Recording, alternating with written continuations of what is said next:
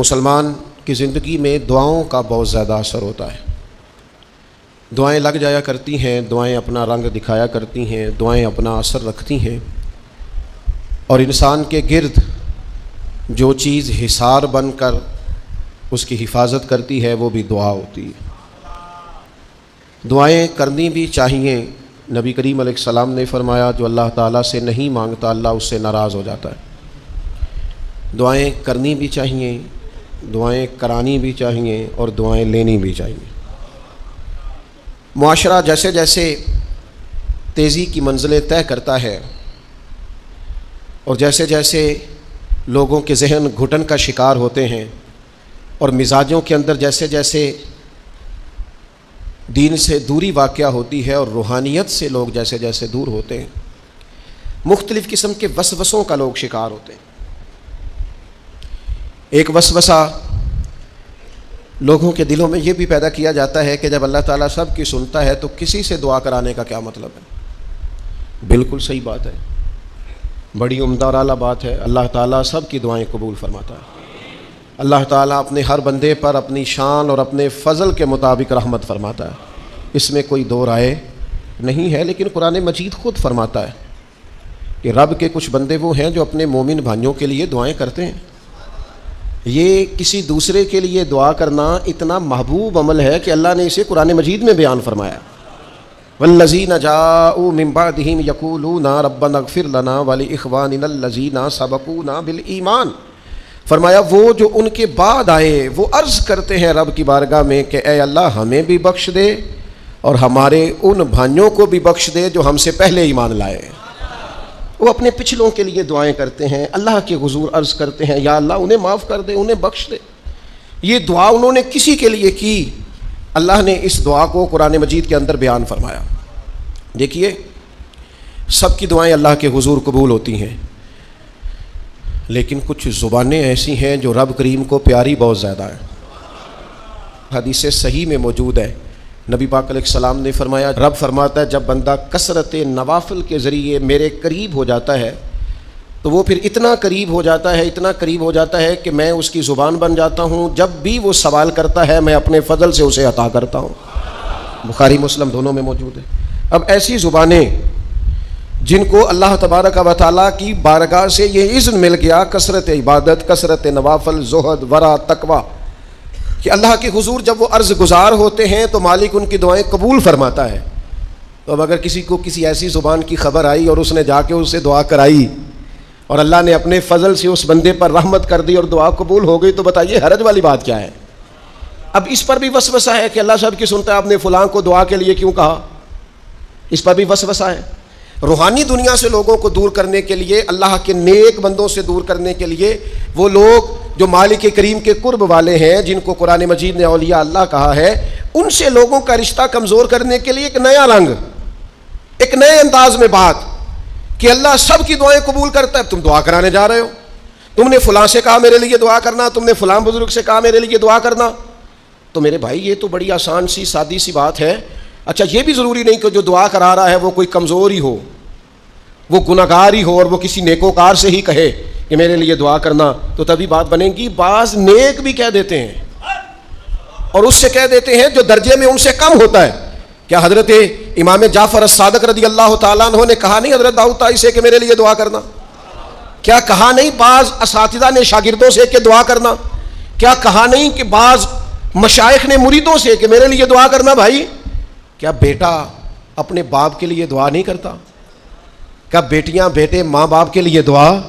اور سنو نا یار، اس سے بڑی میں آپ کو بات کیا سناؤں، بخاری مسلم میں موجود ہے، حضرت عمر فاروق رضی اللہ تعالیٰ عنہ عمرہ کرنے جا رہے تھے، اللہ کے پیارے رسول، رسول رحمت، محبوب رب اکبر صلی اللہ تعالیٰ علیہ وسلم نے فرمایا عمر میرے بھائی ہمیں بھی دعاؤں میں یاد کرنا۔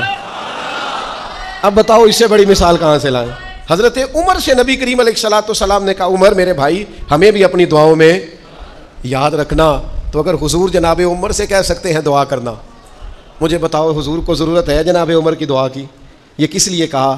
یہ اس لیے کہا کہ ہمیں سمجھ میں آ جائے کہ کچھ لوگوں سے دعا کرا لینی چاہیے، کچھ لوگوں سے دعا کرا لینی چاہیے، بس اس سے زیادہ جملہ نہیں کہوں گا، کچھ لوگوں سے اپنے حق میں کچھ کہلوا لینا چاہیے۔ کوئی گواہی اپنے حق میں کرا لینی چاہیے، فائدہ ہوتا ہے، اس کا نفع ہوتا ہے، اس میں بڑے راز مضمر ہوتے ہیں، اس میں بڑے عقدے کھل جایا کرتے ہیں، اس میں بڑی آسانیاں ہو جاتی ہیں۔ میرے عزیز، نبی پاک صلی اللہ تعالی علیہ وسلم نے فرمایا جناب عمر سے میرے لیے،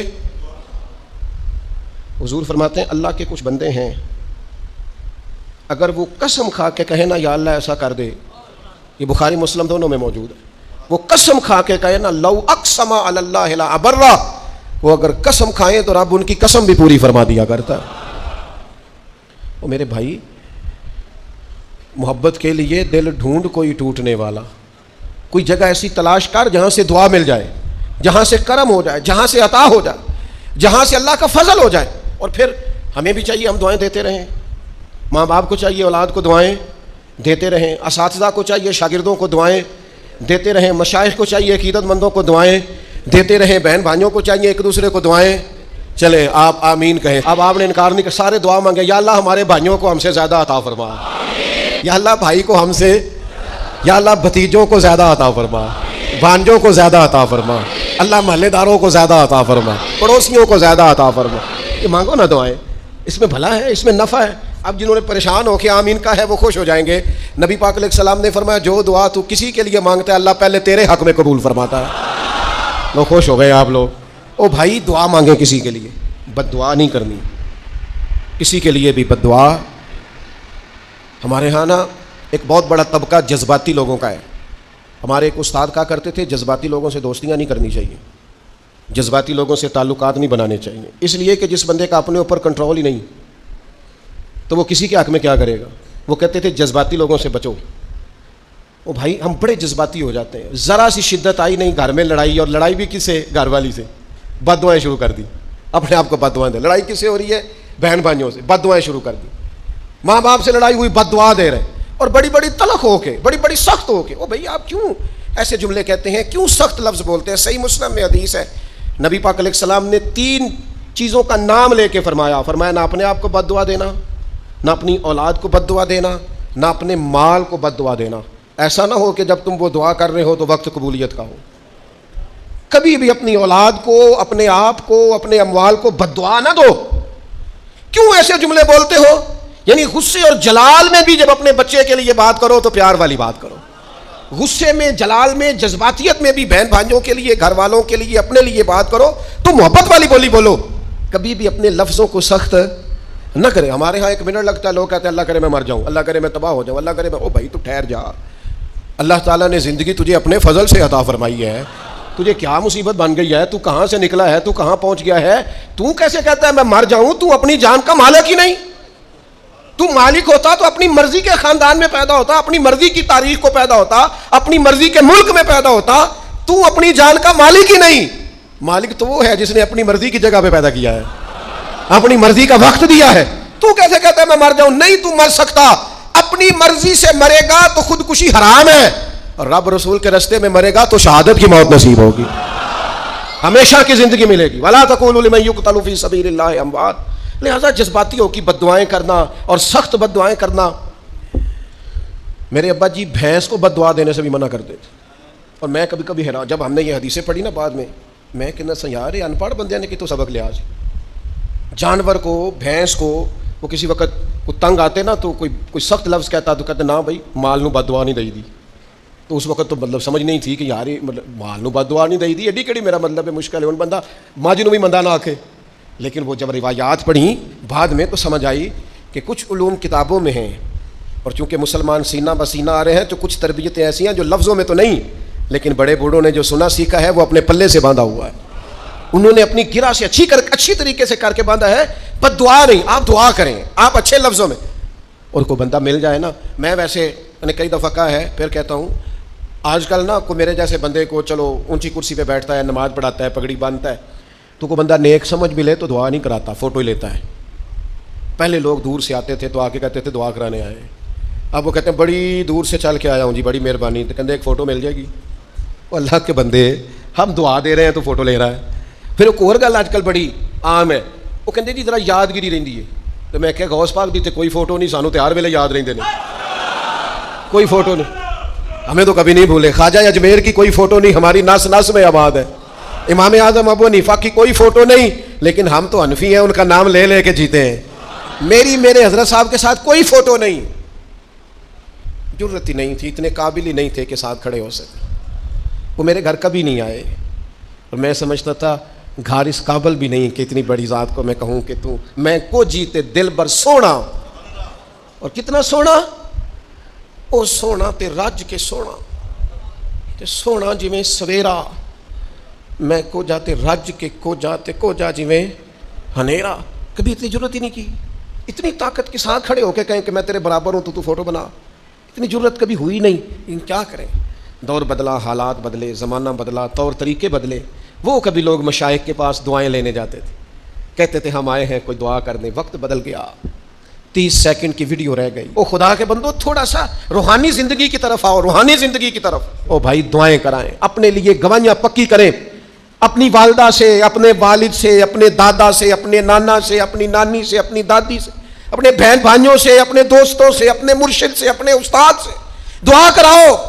ان سے کہو ایک دفعہ میرے لیے ہاتھ اٹھا دے اللہ کی بارگاہ میں صحیح روایت پیش کرتا ہوں، میرے نبی کریم نے فرمایا تھا عمر فاروق سے، سیدنا عمر سے، قطعی جنتی عمر جن کا حضور جنت میں محل دے کے آئے، نبی کریم نے فرمایا تھا عمر لوگ حج کرنے آئیں گے، جہاد کے لیے آئیں گے، اگر یمن والے لوگ آئے اور تجھے ان میں سے میرا اویس کرنی مل گیا تو عمر اسے اپنے لیے دعا کرا لینا، عمر اویس سے دعا کرا لینا، اسے کہنا تیرے لیے دعا کر دے۔ حضرت فاروق اعظم ڈھونڈتے رہے، ملاقات ہوئی سیدنا اویس کرنی سے، کہا دعا کر دے یار میرے لیے۔ وہ ڈھونڈو، کوئی بیٹھا ہوا مجھے دور دعا دیتا ہے، میں ڈوبتا ہوں پر سمندر اچھال دیتا ہے۔ او بھائی اپنے حق میں دعائیں، التجائیں اللہ کے حضور۔ کچھ لوگوں کی عرض، میں آپ سے عرض کروں، کچھ لوگوں کو دعا لگ جاتی ہے۔ آپ کو جو آدمی بڑا چمکتا دمکتا اجلا نظر آئے نا، اس کا کبھی ماضی ٹٹولو گے نا تو کبھی کوئی اس کے گھر سے روٹی کھا گیا تو فقیر اور اس نے ذوق سے کھلائی تھی، کبھی پیچھے سے ٹٹولو گے تو کوئی روٹی کھا کے دعا کر گیا تھا، کوئی چند گھڑیاں دروازے پہ رہا تھا، اس نے نیکی کی تھی، دعا کر گیا تھا۔ کبھی ٹٹولو گے، ڈھونڈو گے تو بیمار ماں نے کسی کو دعا دی تھی کہ پتر اللہ تیرے اوپر فضل کرے، کسی کے بوڑھے باپ بیمار نے دعا دی تھی اللہ تجھے کسی کا محتاج نہ کرے، کسی نے دعا دی تھی۔ وہ دعا ہے جو اس کے دائیں بائیں آگے پیچھے چلتی ہے۔ حضرت مولا علی شیر خدا رضی اللہ تعالیٰ عنہ گرمیوں میں بھی موٹے کپڑے پہن کے پھرتے تھے۔ لوگوں نے کہا حضور سخت گرمی اور پھر آپ تو بڑے دلیر آدمی، جوان اور گرمیوں میں بھی موٹے کپڑے۔ فرمانے لگے نبی کریم نے دعا دی تھی کہ اللہ علی کو موسم کی شدت سے بچا کے رکھنا، موسم کوئی بھی ہو علی پہ اثر ہی نہیں کرتا، شیر خدا پہ اثر ہی نہیں ہوتا، موٹے پہن لوں پتلے پہن لوں، اللہ میرے جسم کو موسم کی شدت سے محفوظ رکھتا ہے۔ اپنے لیے دعائیں سمیٹ چکروں میں نہ بڑھیں، وہ جی سب کی اللہ سنتا ہے، کس نے کہا نہیں سنتا؟ لیکن کچھ ایسے ہیں جو ہاتھ اٹھا دینا تو رب کریم قبولیت سے فرماتے ہیں دیر نہ کرنا، ذرا جلدی جانا، قبولیت سے اللہ کہتا ہے۔ کچھ ایسے ہیں جو ہاتھ اٹھا دینا ہاتھ تو اللہ تعالیٰ مرحوم خورشید گیلانی سے اللہ تعالیٰ ان پر فضل کرے، کچھ تھوڑا ربط رہا۔ انہوں نے نا ایک جملہ اپنی والدہ کے لیے کہا تھا، کہنے لگے میری اماں ان پڑھ تھی، اپلے تھاپتی تھی اور ان کا آنچل دوپٹہ بھی کئی دفعہ میلا رہتا تھا، پر مرحوم گیلانی صاحب کہتے ہیں میری ماں کبھی میلا دوپٹہ بھی سامنے کر کے اللہ سے میرے لیے رحمت مانگتی تھی تو مجھے لگتا تھا مالک نے فضل فرما دیا۔ بھائی اپنے لیے رحمت، اپنی والدہ سے، والد سے، بوڑھوں سے، بزرگوں سے دعائیں لیں۔ کچھ دعائیں ایسی ہوتی ہیں جو کرم کر دیتی ہیں، جو آسانی۔ اور ایک دوسرا پہلو بھی ہے، کبھی کسی بندے کو اتنا تنگ نہ کرنا کہ وہ اتنی تکلیف میں آئے کہ وہ خود تو کچھ نہیں کر سکتا، ماڑا ہے، لیکن پھر وہ رات کو اپنے رب کی بارگاہ میں بیٹھ کے کہے کہ تو حاکم و عادل ہے مگر تیرے جہاں میں ہے تلخ بہت بندہ مزدور کے اوقات۔ پھر ایسا نہ ہو غریب ہے، ماڑا ہے، خود تو کچھ نہیں کر سکا، پھر اللہ کی بارگاہ میں تیری شکایت کرے، ایسا نہ کرنا۔ میرے نبی پاک علیہ السلام کے درویش صحابی تھے حضرت سعید بن زید رضی اللہ تعالیٰ عنہ، فقیر فاقہ مست، حضرت عمر رضی اللہ تعالیٰ عنہ کے قریبیوں میں سے تھے۔ ایک عورت نے الزام لگا دیا زمین کے قبضے کا۔ میں کیسے آپ سے کہوں کہ جب لوگ کسی ایسے شخص پر جس نے زندگی ساری دیانتداری سے گزاری ہو، لوگ الزام لگاتے ہیں نا تو یہ بھی نہیں سوچتے ہم بات کس کے بارے میں کر رہے ہیں، کھلی ہوئی زبان ہوتی ہے، جو مرضی کہہ دیتے ہیں۔ حضرت سعید بن زید پر الزام لگا دیا، اتنا بڑا آدمی محبوب کا صحابی، اور عورت نے الزام لگا دیا۔ اور جب اللہ والے بد دعا دیتے نہیں، لیکن جب کوئی تکلیف اتنی دے، کلیجہ پھٹ جائے، پھر بندہ کیا کرے؟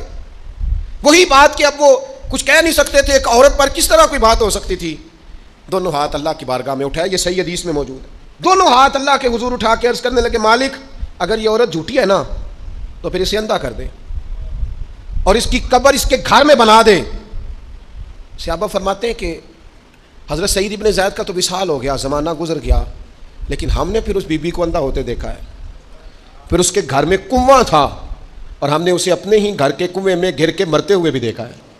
اس لیے کہ جب آپ کسی کو تکلیف دیتے ہیں، جب آپ ستاتے ہیں، جب آپ وہ بات کرتے ہیں جو اس بندے میں موجود نہیں ہے، جب آپ جھوٹ بولتے ہیں اپنے نفس کی تسکین کے لیے، جب آپ زیادتی کرتے ہیں صرف اپنی انا کے لیے، تو پھر بعدوں کا دعائے ضرر نکلتی ہے منہ سے، دعائے ضرر، اور یہ رد عمل کے طور پر نکلتی ہے، نبی پاک رحمت للعالمین ہے۔ لیکن جب حضور گزرے نا ایک دن طواف بیت اللہ شریف کر کے، تو کفار نے پھبتیاں کسیں، بار بار بلا بھلا کا، ایک طواف بھی حضور نے کر لیا، دوسرا بھی کر لیا، تیسرا بھی، اور پھر انہیں اوجڑیاں ڈالی، کئی تکلیفیں دی، تو اس وقت حضور نے پھر دعا کی تھی اے اللہ گن لے ان لوگوں کو، گن مالک ان بندوں کو، یہ اتنی تکلیف دیتے ہیں۔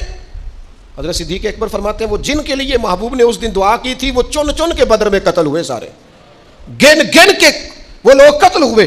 کیوں ہم کسی کو اتنا ستائیں کہ اس کے منہ سے پھر ایسے جملے نکلیں جو ہم سے سنبھالے نہ جا سکیں۔ حضرت سعد بن ابی وقاص، بخاری مسلم دونوں میں حدیث، حضرت عمر نے انہیں کوفے کا گورنر بنایا تھا، حاکم بنایا تھا۔ کچھ لوگ حسد کی وجہ سے نیک لوگوں پر تنقید کرتے ہیں، اپنے ذاتی حسد کی وجہ سے اللہ کے بندوں کو ستاتے ہیں، پھبتیاں کستے ہیں، زبانیں کھولتے ہیں، اور آپ فرماتے ہیں جس نے میرے ولی سے دشمنی کی میرا اعلان جنگ ہے۔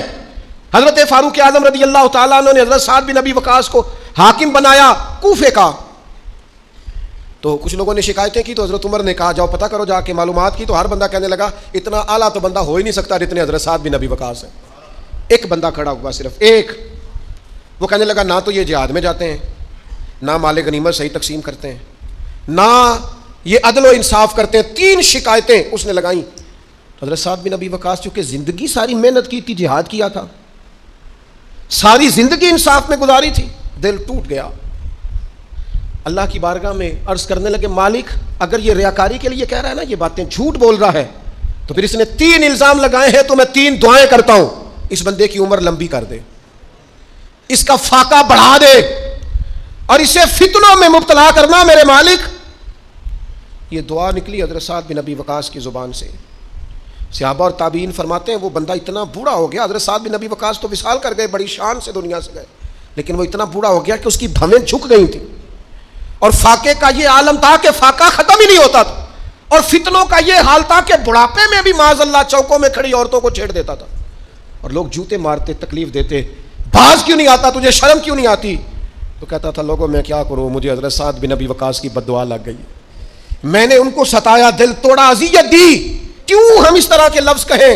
میں جانتا ہوں اس بوڑھی عورت کو جس کی بیٹی کو کسی نے بڑا ہی ستایا تھا سسرال والوں نے، اور خامد اس کا موجود نہیں تھا، تو وہ اپنے وہاں سے نکلتے ہوئے نا واپس گھر سے، تو وہ دروازے پہ کھڑی ہو کے کہہ رہی تھی حضرت صاحب میں گزر رہا تھا، حضرت صاحب گل سننا، بچیوں کا باپ کوئی نہیں، ایک بھائیا بیچارہ کدھر کدھر جائے، ہر چوتھے دن میں یہاں آ کے منتیں کر کے دوپٹے پھینک کے بچی چھوڑ کے جاتی ہوں، آج میں نے اپنا مقدمہ رب کی بارگاہ میں پیش کر دیا، آپ گواہ رہے نا، میرا جرم صرف ہے کہ میں بیٹیاں دی ماں ہوں، گواہ رہے نا آپ، میں نے مقدمہ اللہ کے حضور درج کرا دیا ہے، بیٹی کو حوصلہ دے کے جاتی ہوں، خود نہیں سوتی میں ساری رات، مجھے پتہ ہے میری بیٹی کے ساتھ زیادتی ہو رہی ہے، اور ان کو بھی پتہ ہے لے جا کوئی نہیں سکتے، بندے ماڑے ہیں، تو یہ روز ظلم کرتے ہیں، میں نے وہ مقدمہ درج کرا، آپ گواہ رہنا، میں نے بڑا منایا اس اماں کو، میں نے کہا ماں اتنے سخت جملے نہ کہنے لگی، کلیجہ اندر سے پھٹ گیا، چھلنی ہے۔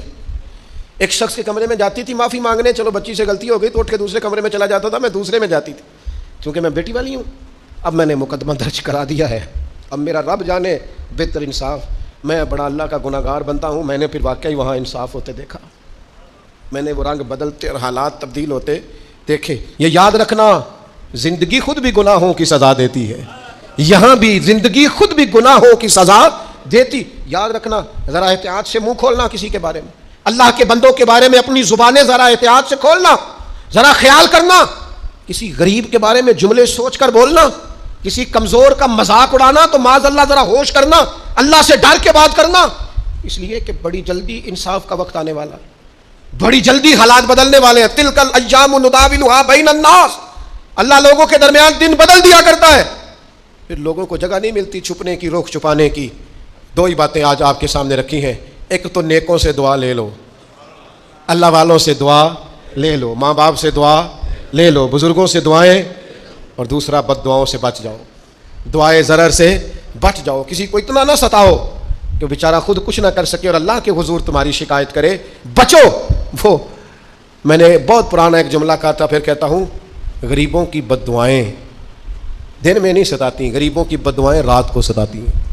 جب اے سی پورا لگا ہو, گھر پورا بہترین بنا ہو, اور نیند نہ آئے, اور اپنے ہی گھر سے خوف آئے, اور اپنے ہی مقام سے بندہ بے چین ہو کے اٹھے, اور کبھی چھت پہ اور کبھی نیچے, اور پتہ نہیں مجھے کیا ہے اور پتہ نہیں مجھے کیا ہے, تو پھر وہ استغفار کرے. پھر وہ جس کو ستایا اس سے معافی مانگے. پھر جس کا دل توڑا ہے اس سے جا کے اللہ کی رضا کے لیے معافی مانگ کے آئے.